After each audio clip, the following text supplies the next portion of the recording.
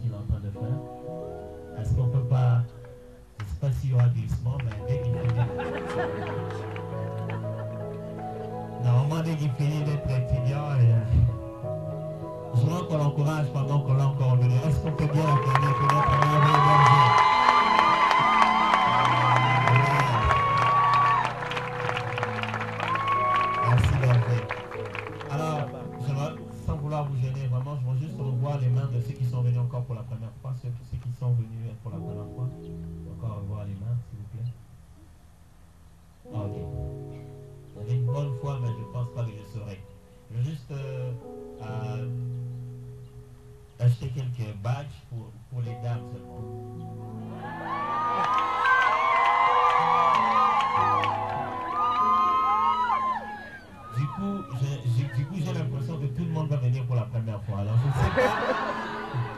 je sais pas maintenant comment organiser ça. Comment vous faites pour ceux qui sont venus pour la première fois? Vous leur avez donné un moyen de les identifier? Ils ont des tracts. Les tracts là, il n'y a qu'elles qui peuvent en avoir. Donc personne d'autre ne saura avoir ces tracts d'une autre manière. Ok. Donc seulement les dames qui ont des tracts, à la fin, allez voir les protocoles.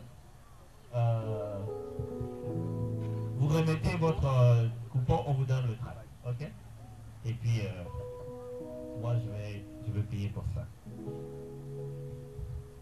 Je vais vraiment m'excuser auprès du frère qui pensait qu'il pouvait utiliser la badge comme un moyen d'entrée pour commencer la conversation en achetant pour la sœur.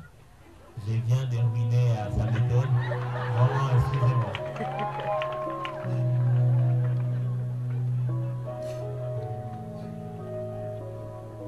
Alors, depuis la dernière fois, nous sommes en train de parler des aides semblables. Donc, les aides semblables, la dernière fois que j'étais ici, c'était le vendredi, nous avons parlé ensemble des aides semblables, justement. On s'est posé la question de qui est-ce qui a besoin d'une aide ou quelqu'un? Qui est-ce qui en a besoin? On a détaillé le profil de celui qui est dans les besoins de quelqu'un d'autre. Mais aujourd'hui, nous allons parler de plutôt le profil de l'aide semblable. Qui est l'aide semblable? De quelle manière doit-il être? Qu'est-ce qu'il doit avoir? Je ne serai pas en train d'enseigner aujourd'hui le profil classique. Anyway, man, sorry, just let it go. Anyway. Donc j'aimerais ici ne pas établir le profil d'habitude que nous avons. Voilà, comment doit être le mari? Il doit être costaud, géant, friqué, et toutes ces choses-là. Non, non, non. C'est pas. Mais j'aimerais ici, puisque je suis dans un site universitaire, vous donner des paramètres de réflexion qui permettront à chacun de bien concevoir l'aide dont il a besoin. N'est-ce pas? Oh.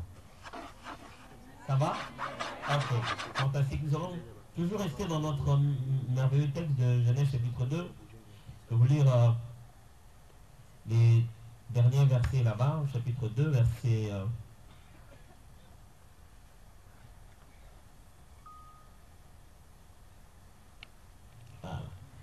à partir du verset 23, hein, commençons. Et l'homme dit, voici cette fois celle qui est os de mes os et chair de ma chair, on l'appellera femme parce qu'elle a été prise de moi, de l'homme.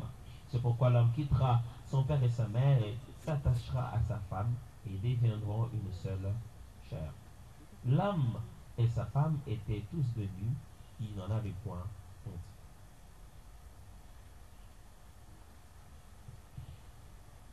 Qui est l'aide? Quel est le profit de l'aide? La personne qui peut nous apporter l'aide, ou bien ici, parce qu'on appelait l'aide, parce qu'on parle justement en vue du mariage, l'aide semblable, la personne qui nous sera utile dans la vie durant toute notre existence, à partir du moment où on va la rencontrer, quel est ce profil? Comment doit être cette personne? Vous verrez que tout de suite, je ne parle pas de quelle tribu il doit être, quelle est la taille qu'il doit avoir, hein, quelle est la corpulence, ou quel est le niveau intellectuel qu'il doit avoir. Ça, ce sont des détails, je ne vais pas dire inutiles, mais ce sont des détails qui dépendent d'une personne d'une autre. Mais essayons d'étudier ici ensemble quelles sont les choses que cette personne doit absolument avoir. Excusez-moi, technologie me demande de mettre plus de lumière parce que je ne vois presque pas bien.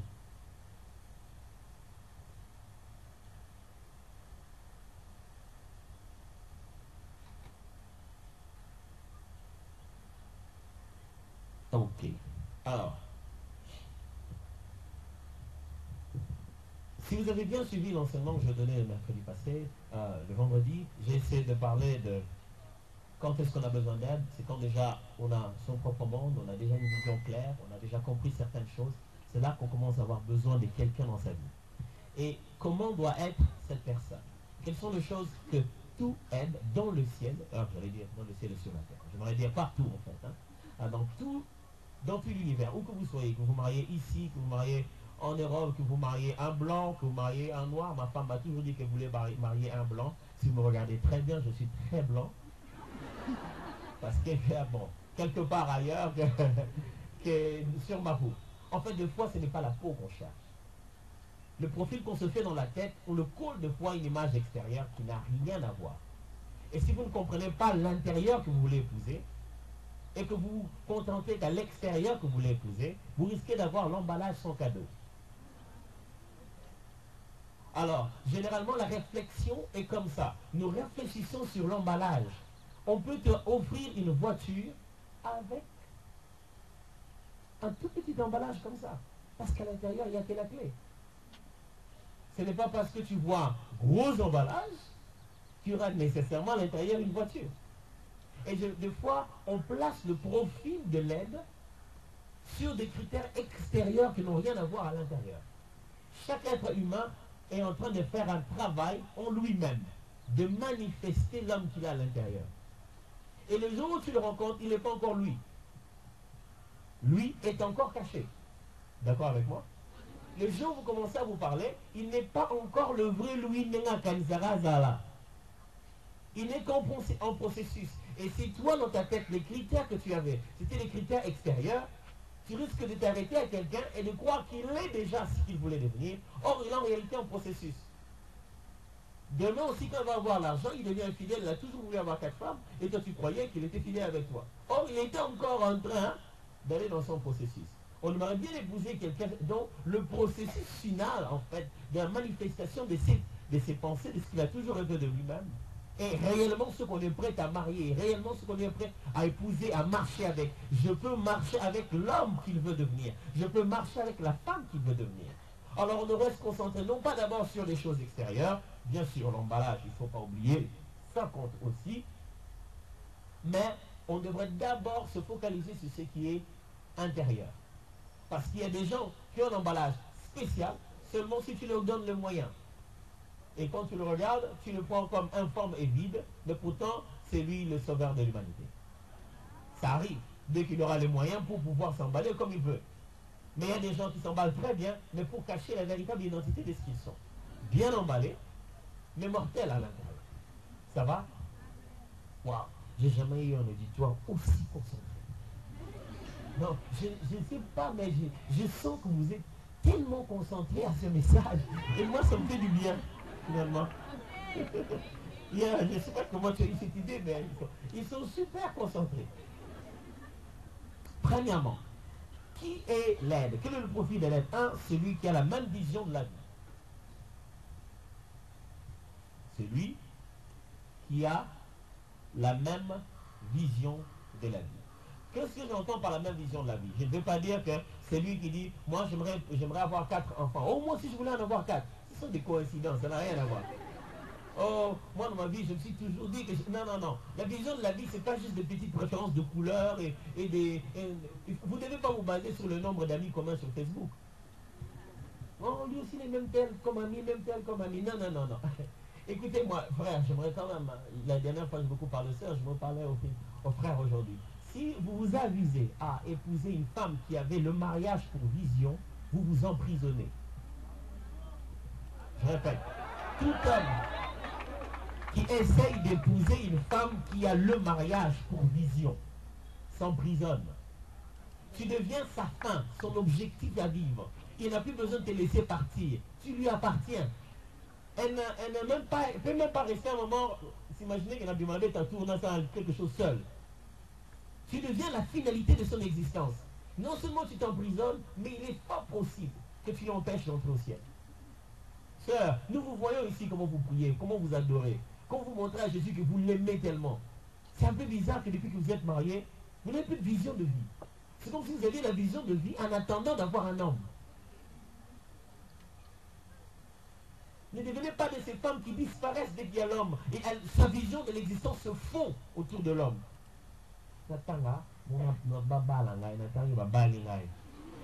Donc, du coup, le pauvre frère, il est en train de marcher comme ça, il a la tête ailleurs. Et la pauvre soeur en train de marcher, il a la tête vers lui.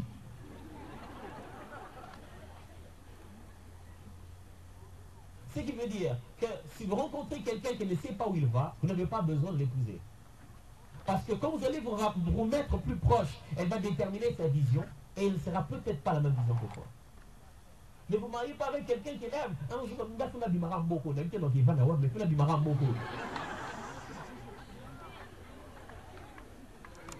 Parce que dès que vous serez prêt à vous marier, son oncle qui habite l'Europe va lui dire alors ça devient un vrai, ça devient un vrai sujet de votre fiançailles. Mon oncle m'a envoyé les documents, il veut que je puisse aller. Non, je vais aller pour 2 semaines, mais après on en envoie quand ça devient un vrai sujet difficile à traiter dans votre fiançailles. Pourquoi? Parce que ça lui tient à cœur, c'est dans sa vision de la vie. Mais si ce n'est même pas dans sa tête, elle n'osera même pas t'en parler. Elle t'en parlera en passant, elle dira, est-ce que vous êtes en train de suivre ce que je suis en train de vous dire?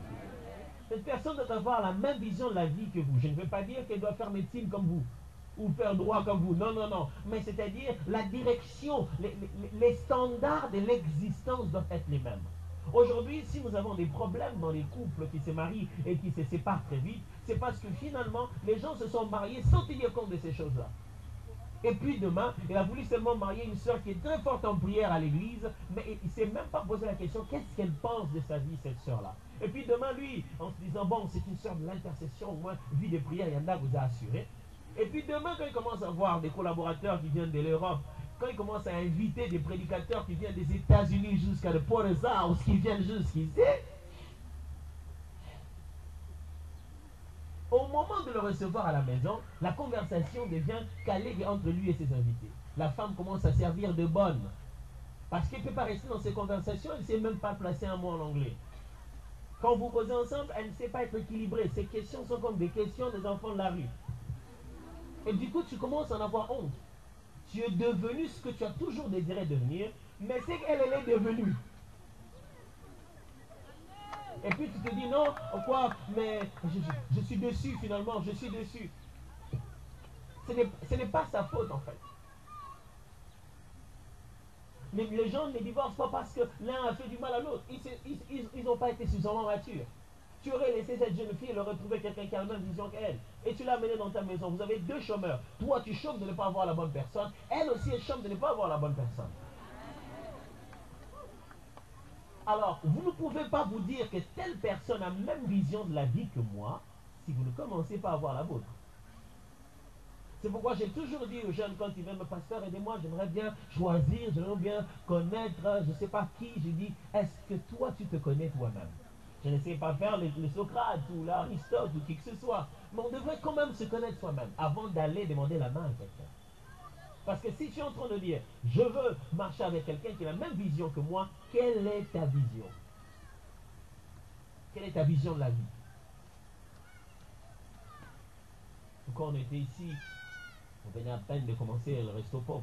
Maintenant, quand je suis passé par là, c'est devenu resto papa. Ça a beaucoup changé. À peine on venait de mettre ça, donc c'était tous les rendez-vous galants à aller à un resto pop. Et ça pouvait prendre beaucoup de temps, vous oubliez même que vous avez cours les après-midi. On se posait des questions, toutes sortes de questions. C'est quand même un peu bizarre que vous soyez dans un milieu scientifique et puis si vous aimez avec quelqu'un, sans vous poser des questions assez scientifiques. C'est qui m'étonne?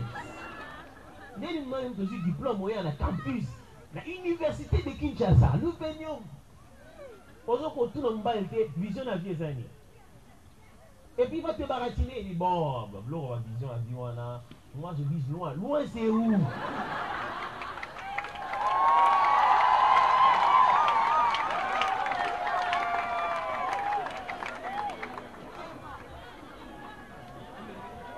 Frère, après cet enseignement, vous devez identifier votre loin là. Loin là, c'est loin, les gens loin. C'est où?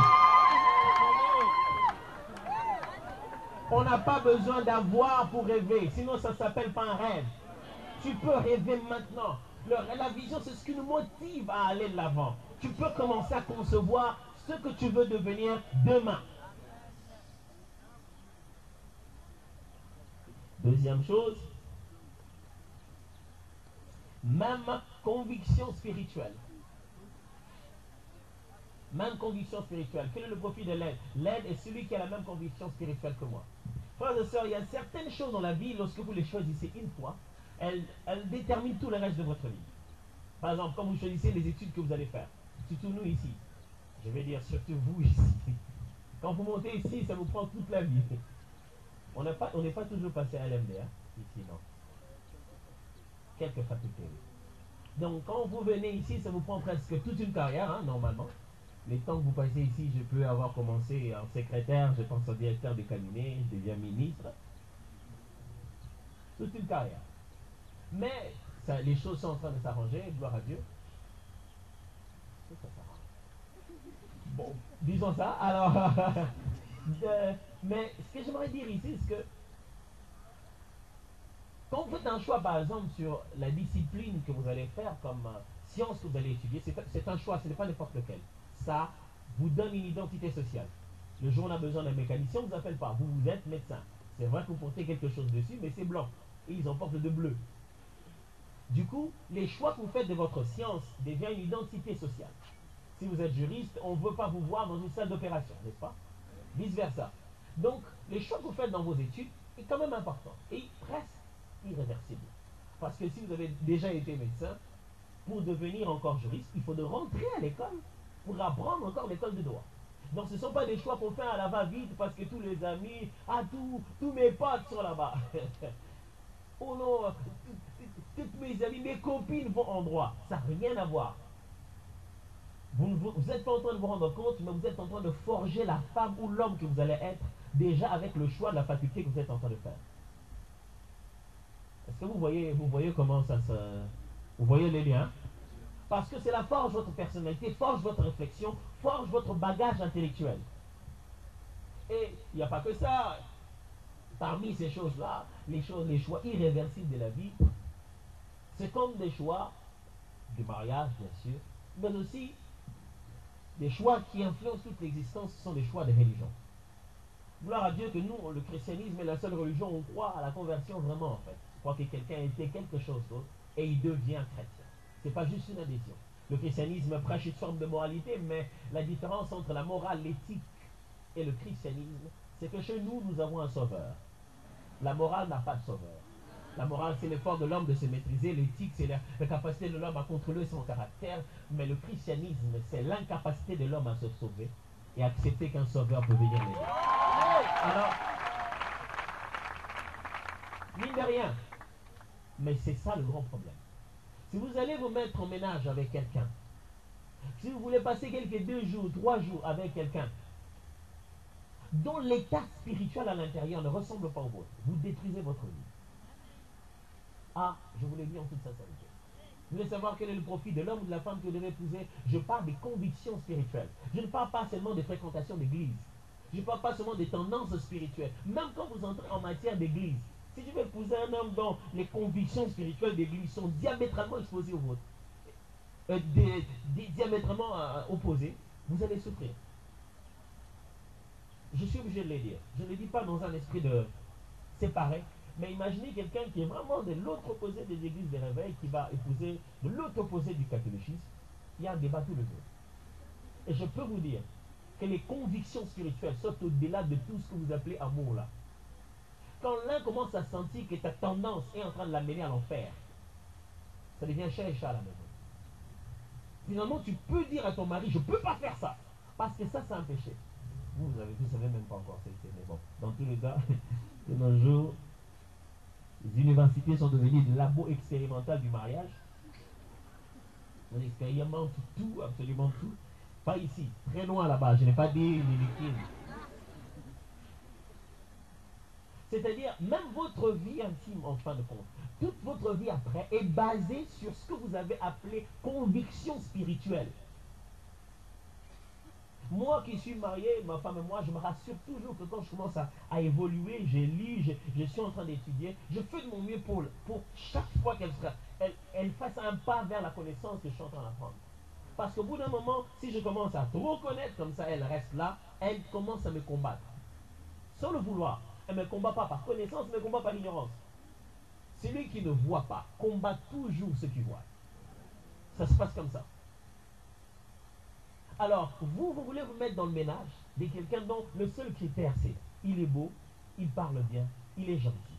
Mais il est mort. Sans Christ. Voué au péché. Oh, hasard catholique. Vous savez, des fois les amis, les gens endossent au catholicisme des choses qui, même les prêtres ne les connaissent pas. Vous êtes catholique, quoi.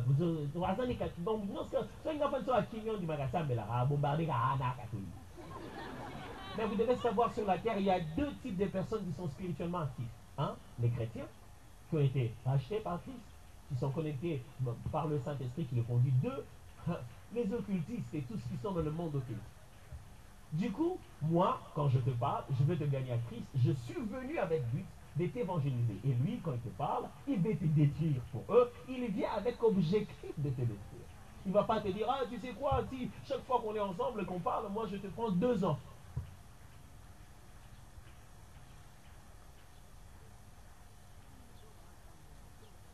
Mes amis, l'avantage avec les chrétiens, c'est qu'il peut te dire, je suis chrétien. Les avantages avec les autres, il ne va pas te dire, oh, tu vois, j'aimerais que toi et moi on ensemble, je suis occultiste, et comme je tue les gens chaque fois pour vivre, et que... Vous croyez que ça commence comme ça? Alors, vous devrez choisir, pour que vous n'arriviez pas à un niveau irréversible, vous commencez à vous dire, il était qui en réalité? Frère, c'est très important de clarifier tes convictions spirituelles. Les tiennes d'abord, de grandir et ne va pas choisir quelqu'un dont les convictions spirituelles ne sont pas les mêmes. Quand tu dis, oh alléluia, merci Seigneur Jésus, je te loue, je t'adore, lui il dit, baba mindele, c'est parti. Tu te réveilles matin, tu mets une cravate et non, il faut la taper pour Toulou, au Tchaouni, donc vous ne serez jamais dans la paix. Quelle est ton aide? Ton aide doit avoir la même conviction que toi. Est-ce qu'on s'entend? Ok. Troisième chose.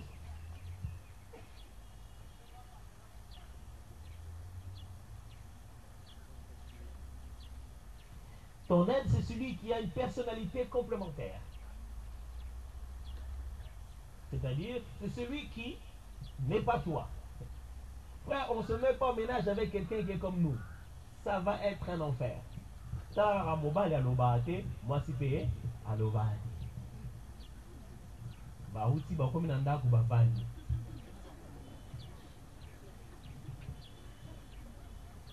Si bavandi bavandi. Vous imaginez ce ménage? Si vous regardez vous-même, vous verrez que tous ces couples qui ont duré, ils sont diamétralement opposés. Vous posez la question, Baba na ndeni bon mibali. Mais ils sont là jusqu'aujourd'hui ensemble. Les psychologues ont finalement commencé à comprendre que les personnalités qui se marient le plus sont les personnalités diamétralement opposées. C'est maintenant qu'ils essaient de découvrir ça. Mais Dieu, lui, il a établi les mariages pour être un rassemblage de différences. Dieu ne veut pas que les gens qui se ressemblent se mettent ensemble. Il veut que les gens qui sont différents se mettent ensemble. C'est ça le mariage. Tu es sûr vraiment que nous nous ressemblons seulement à Dieu par ses habitudes, juste par nature. C'est pourquoi Dieu ne veut pas qu'un homme marie un chien. On doit se marier de la même nature. C'est pourquoi Dieu a accepté de venir sur la terre, de mourir pour nous et faire l'Église, qui est fait de même esprit que lui, de pouvoir l'épouser. Mais pourtant, dans nos caractères, nous sommes complètement différents. L'homme est un pécheur, un récidiviste. Dieu est saint et il honore sa parole. Mais le Dieu saint accepte de faire des hommes pécheurs l'épouse du Christ. C'est ça le mariage. C'est le fait qu'on ne soit pas de la même personnalité. Il y a des moments où il t'énerve, elle t'énerve. Mais c'est cela ton école. Si l'autre est exactement comme toi, tu ne grandiras pas. Le mariage n'est pas le summum du caractère. C'est la nouvelle école où on va apprendre. Et puis viendra les enfants. Ils vont bien vous apprendre à prier. Bien vous apprendre beaucoup de choses. Un jour, je suis revenu chez moi très fatigué.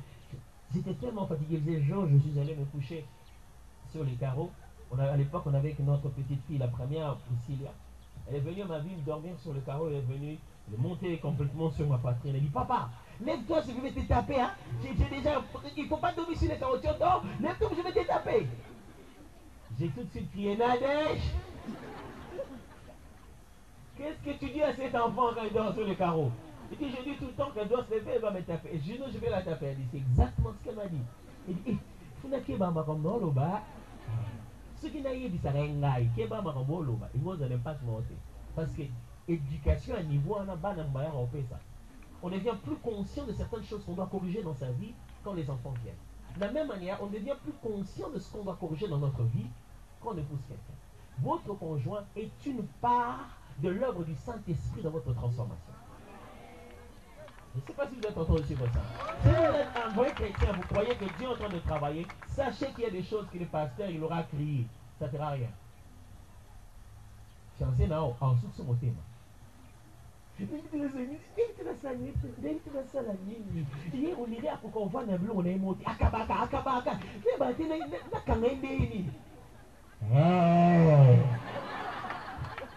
L'école a commencé. Alors, si vous cherchez quelqu'un qui est exactement comme vous, vous cherchez dans la mauvaise direction. Vous devez chercher quelqu'un qui est complémentaire. Quelqu'un, quand vous regardez, vous appréciez, vous dites, ah, vraiment, il y a un dégage, moi je ne sais pas être comme lui.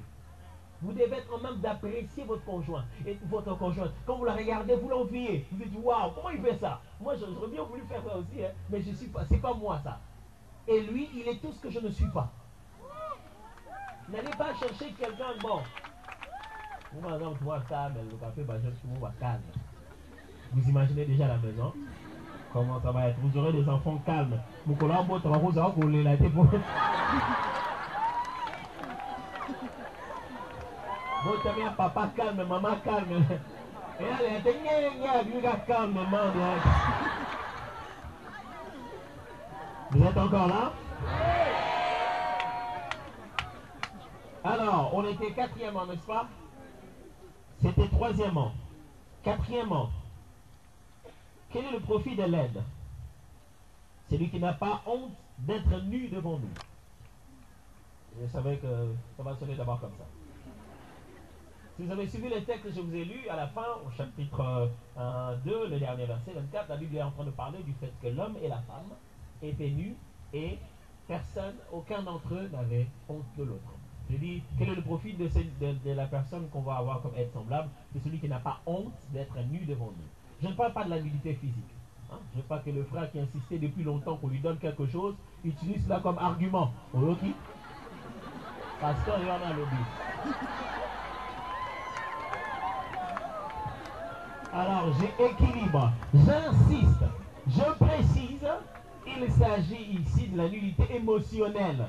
Ok, merci.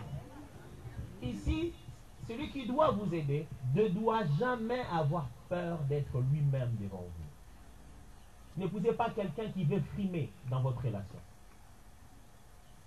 Un jour, en relation d'aide, j'ai eu un couple Ils venaient de se marier, 2 jours après, 3 jours après, nous sommes allés en cascade, ma femme et moi, dans leur couple. Ils étaient déjà dans tous les états. Qu'est-ce qu'il y a? Oh non, cette femme, j'ai dit, il n'y a pas quelques minutes, l'homme était venu dire, il faut que j'écrive un texte de poésie pour qu'il ça l'aide à écrire pour sa femme et tout et tout. Et là, ils sont en train de se fâcher grave. Tu dis quoi? Il me raconte des histoires alors très banales du genre. Moi d'ailleurs quand on était encore collègue au travail, moi je lui avais dit, est-ce que toi tu peux satisfaire un homme? Moi je lui avais dit, bêta gazon, au moins on en donne dans ça. That was the thing. C'était ça la chose. Et puis qu'est-ce qui se passe après? Quand ils vivent maintenant leur vie sexuelle, l'homme dit, ah non, on ne peut rien. Ah, il peut dire, ah, le débat est parti comme ça. Ne fondez pas une relation basée sur des mythes et des défis inutiles. Un faux vous. Si vous voulez choisir quelqu'un, regardez d'abord quelqu'un qui a toujours été, chaque fois qu'il vous parle, il a toujours été sincère. Toujours été vrai. Ne restez pas longtemps avec moi, un frère qui joue le monde bal à l'arrêter. Tu vas souffrir avec notre mariage. Parce que chaque fois qu'il commettra une erreur, il aura honte de venir te dire. Et parce qu'il a honte de venir te dire, il va s'enfoncer. Avec moi, crédit, moi, et là, il y a du soir, il me souhaitait à 15 crédit, je suis pour toi, et la famille entre dans des sérieux problèmes. Pourquoi? Parce que dès le début, il a toujours voulu te montrer que parce qu'il est un homme, il ne peut pas pleurer, il ne peut pas avoir de problème. Ne vous mettez pas en relation avec quelqu'un qui ne sait pas être vulnérable devant vous. Je ne veux pas dire que vulnérable, c'est une confiance, c'est une chose qu'on a bon à transporter. On a commis exploitation stratégique. Mais, vous voyez, j'insiste pour l'équilibre, on ne sait jamais. Mais je suis en train de dire, même s'il est homme et qu'il est prêt à marcher, à pied jusqu'à rentrer, même quand vous étiez des amis, il a osé te dire que je n'ai pas de transport.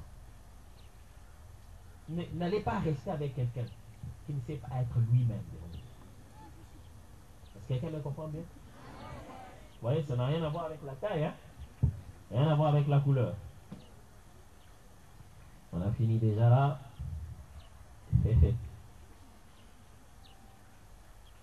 Et aujourd'hui, donc je vais clôturer par ça. Comme critère de celui qui doit être votre aide, c'est celui qui reste éveillé avec Dieu quand vous dormez. Celui qui reste éveillé avec Dieu quand vous dormez. Le jour où Dieu a voulu faire pour l'homme l'aide semblable, il a mis lui en train de dormir et resté éveillé avec la femme. Qu'est-ce que ça signifie le fait que l'autre soit éveillé pendant qu'ils sont en train de dormir? C'est quelqu'un qui sait faire les 1 mètre de plus spirituellement parlant. C'est quelqu'un dont la maturité spirituelle lui permet d'être complémentaire pour toi. C'est quelqu'un qui peut être fort quand toi tu es faible. Qui est fort dans tout ce pourquoi tu es faible. C'est très très important. Quand je vais parler de critères pour comment choisir un conjoint, quel est le processus par lequel il faut passer, je reviendrai sur certains de ces éléments qui présentent le profil pour pouvoir mieux l'étaler. Amen. En Madagascar, oui. Ok, donc alors avant de finir aujourd'hui, je voulais moi-même contribuer un peu et aussi vous inviter à contribuer ensemble avec moi pour l'action qui doit commencer. La grande action, ça sera sur les conseils. Le 6 et le 7. Les 6 et les 7, nous avons une grande action qui consiste à prêcher l'évangile ici, à gagner les âmes ici. Et nous devons tous donner nos contributions. Vous savez, j'ai hésité beaucoup pour pouvoir vous encourager à contribuer. Je me suis dit, attends, ben étudiant. Étudiant, déjà, et puis déjà, calé. Est-ce que c'est gentil de leur demander vraiment de donner? Est-ce que c'est éthique? Mais tiens, je me souviens dans la Bible que ce n'était pas du tout gentil de la part de Élie d'accepter que cette femme qui n'avait que cette farine et cette huile, qui devait juste utiliser ça et puis mourir, qu'il fasse ça d'abord pour lui, sans se soucier de ce qu'elle va manger après. Mais je pense que des fois, on peut avoir l'impression que Dieu n'a pas pitié. Mais en réalité, Dieu ne multiplie rien sans unité de mesure. Il faut toujours un point de départ. Des fois, nous sommes là en train... Il y a beaucoup qui sont ici, qui ont besoin de minerval, il y a telle chose qu'ils n'ont pas encore prié. Il dit, Seigneur, donne-nous. Je veux bien multiplier, dit Dieu, mais avec quoi? Les prières, je multiplie l'onction. On ne multiplie que de la même nature. De la même nature.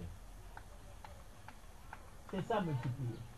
Alors, si 0 multiplié par tout nombre que vous pouvez donner, ça finirait toujours par 0. Je ne sais pas si vous avez prévu ce midi, mais je vois que chacun de nous prépare quelque chose dans son sac. Peut-être que c'était pour le transport retour. Moi, de reste, quand j'étais ici, je venais toujours à pied. C'est pas vraiment loin en réalité. Hein? Seulement que pendant la pause, je devais arrêter pour aller faire la répétition jusqu'à Jamaïque chez Papa Alain et revenir au cours de 14 heures. Vous n'allez pas vous limiter là où vous êtes là. Non, pas du tout. Dieu a des projets de grandeur avec vous. Mais le truc, c'est que la vie ne commence pas là. Elle commence maintenant. C'est maintenant qu'on pose les bonnes bases, les bons gestes qui transforment toute notre vie après. Alors, peut-être que vous n'avez pas les mêmes billets que moi. Vous en avez plus. Je suis très heureux. Vous en avez moins. Il n'y a pas vraiment d'unité des valeurs si ce n'est pas la valeur que vous accordez à ce billet que vous voulez mettre maintenant. Je voudrais faire passer ces paniers qui sont partout. Cette fois-ci, ce n'est pas pour faire les offrandes, mais c'est pour contribuer enfin d'aider ce qui se passe dans cette organisation. J'ai parlé un peu avec les bergers.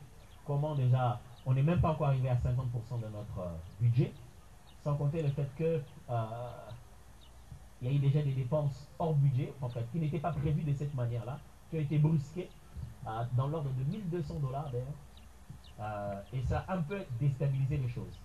Rien que quand j'imagine être brusqué pour $1200 en matière de budget, ça bouleverse beaucoup de choses. Alors, c'est pour ça que je vous ai brusqué aussi, pour que nous soyons tous ensemble brusqués. Normalement, si on calcule en termes de même $5 ou $2.5 tel que nous sommes là, on peut réussir à combler ces $1200. $2.5, c'est quoi? Moins de 2500? Presque 2500. Hein? C'est ça? 2530, bien sûr. Alors, je ne vais pas vous dire qui a combien, hein? Ça se fait pas ici au campus.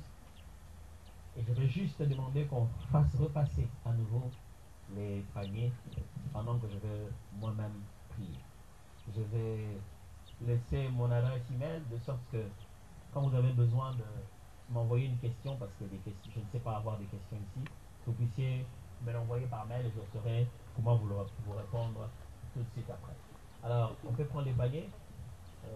Les gens viennent vers le panier ou bien les paniers vont vers les gens?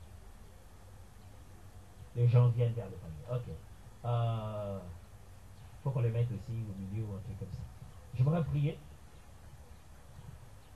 Seigneur mon Dieu, je te rends grâce pour mes frères et sœurs avec qui nous venons de parler ici. On a besoin de quelqu'un qui a la même vision que nous, qui a une personnalité complémentaire, qui sait rester éveillé avec toi pendant que nous sommes épuisés. On a besoin des gens qui sont sincères, vrais, qui savent être nus devant nous sans en avoir besoin. On a besoin des gens dont la conviction spirituelle est exactement la même. Pour qu'on n'aille pas se mélanger dans les choses et dans des histoires que nous allons développer. Je te prie, Seigneur, que chaque jour que nous enseignons sur ces choses, ça clarifie les critériums que quelqu'un était en train de chercher avant de se décider. Ça ouvre clairement les yeux de quelqu'un qui voulait prendre la décision sur une affaire quelconque. Surtout dans ce domaine. Et je prie, Père, maintenant que chacun de nous va certainement faire un sacrifice, va faire ce qu'il n'a pas prévu de faire aujourd'hui. Je prie, Dieu. Même ceux qui ont prévu de faire des choses qui ne se feront pas maintenant tout de suite, qui vont appeler ou faire des dons après. Je prie que tu les visites au sentier. Que tu multiplies pour eux. Encore. Encore et encore. Merci de nous exaucer. Au nom de Jésus.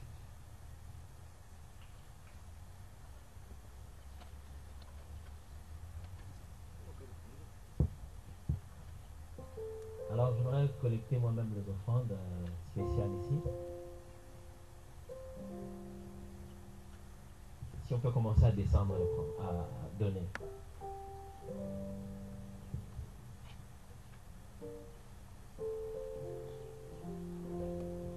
Elle est là, dans mon cœur, il n'y a plus de douleur. Elle est là, dans mon âme, je sais m'arrêter. Elle est là, dans tes bras, je prends de l'envol, par la flamme de cet amour qui brûle en moi plus haut. C'est pour toi, la flamme de cet amour qui brûle en moi plus haut. C'est pour toi, et les liens dans tes bras, je deviens encore plus fort. Quand je suis avec toi, je suis au-dessus de mes problèmes. Quand tu me couvres de tes ailes, je suis à l'abri de douleur. Du haut des cieux où tu te tiens, quand je prends mon envol, et je marche avec toi au plus haut, là où tu es. Elle est là, dans mon cœur, il n'y a plus de douleur. Elle est là, dans mon âme, je sais me retenir. Elle est là, dans tes bras, je prends de l'envol, par la flamme de cet amour qui brûle en moi plus haut. C'est pour toi, elle est là, la flamme de cet amour qui brûle en moi plus haut. Plus haut, plus haut, plus haut, plus haut.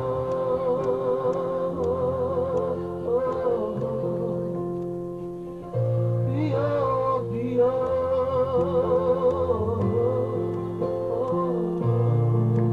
Plus haut, plus haut, plus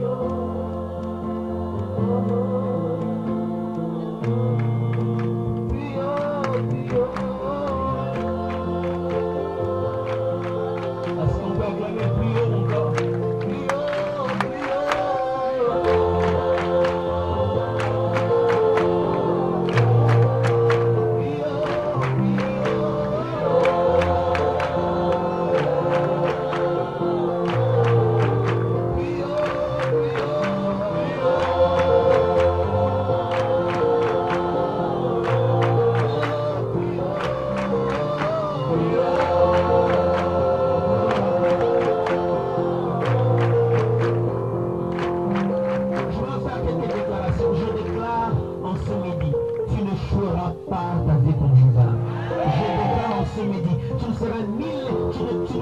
Répercuter la vie de tes parents, ni répercuter la vie de ta famille, ni répercuter les malédictions qui t'entourent. Avec toi, ça va marcher.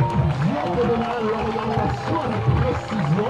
Dieu mettra dans ton cœur la conviction. Et il fera en sorte que la bonne personne, au bon moment, par ses calculs divins, que ça soit si facile, il fera couler cela. Je déclare qu'avec toi, ça n'échouera pas.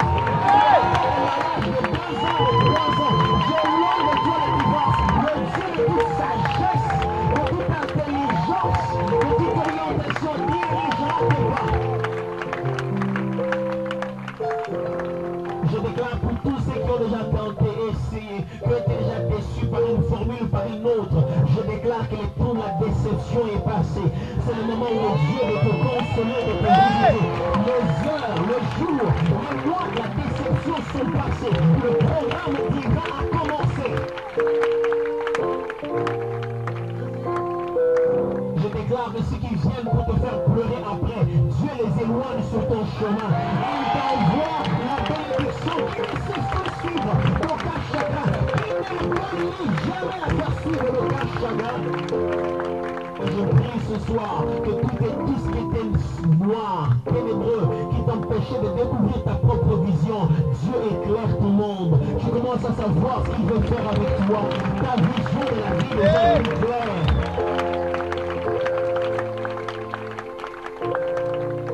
Mais je suis obligé aussi de prier, de déclarer aujourd'hui que toute relation dans laquelle tu étais, qui n'était pas de Dieu, qui n'est là que pour sucer tes énergies, te faire perdre ton temps et te diriger dans la mauvaise direction, là où tu étais exploité, toute relation dans laquelle tu étais exploité, non pas aimé, Dieu te fait sortir sans fracas, comme dans l'histoire de la Bible, sans fracas, Dieu te fait sortir doucereusement avec joie et plaisir. Tu ne regretteras pas d'être sorti de cette prison.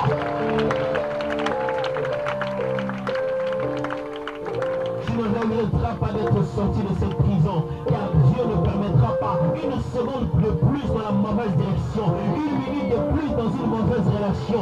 Le Dieu de miséricorde usera d'établir sa miséricorde pour te faire sortir dans un milieu où tout est fait comme mensonge. Et je prie aujourd'hui que toute relation qui était basée sur le mensonge, que la lumière de Dieu brille et que la vérité devienne claire. Ne passez plus jamais une seule seconde dans le mensonge.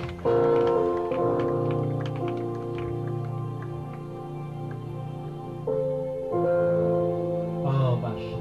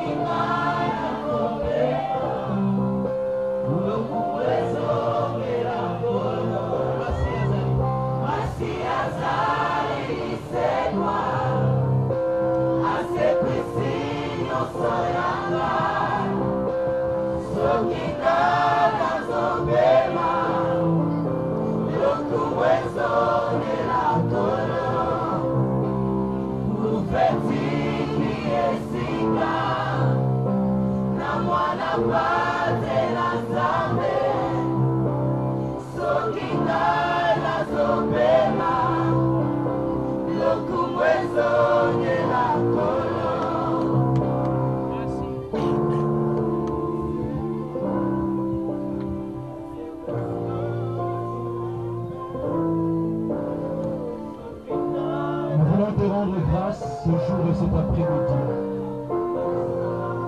pour ta présence, pour ton serviteur et pour ta parole que tu nous as envoyée. Nous prions, Seigneur, non pas à nous, mais par la grâce du Saint-Esprit, que tu nous aides, Éternel, à nous appliquer ce que nous avons reçu en ce jour. Toi qui connais notre futur mieux que nous-mêmes, enseigne-nous la voie que nous devons suivre. Cela pourrait aussi dans le domaine, ce domaine clé de la vie qui est la vie conjugale. Merci pour mon frère, pour ma soeur. Merci pour chacun de nous, pour moi-même, Seigneur. Mais c'est que tu ne me laisseras pas.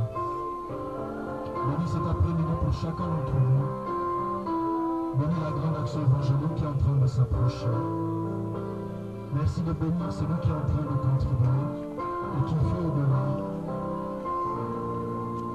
Pour la gloire du conseil, nous avons ainsi prié cet après-midi, nous disons Amen.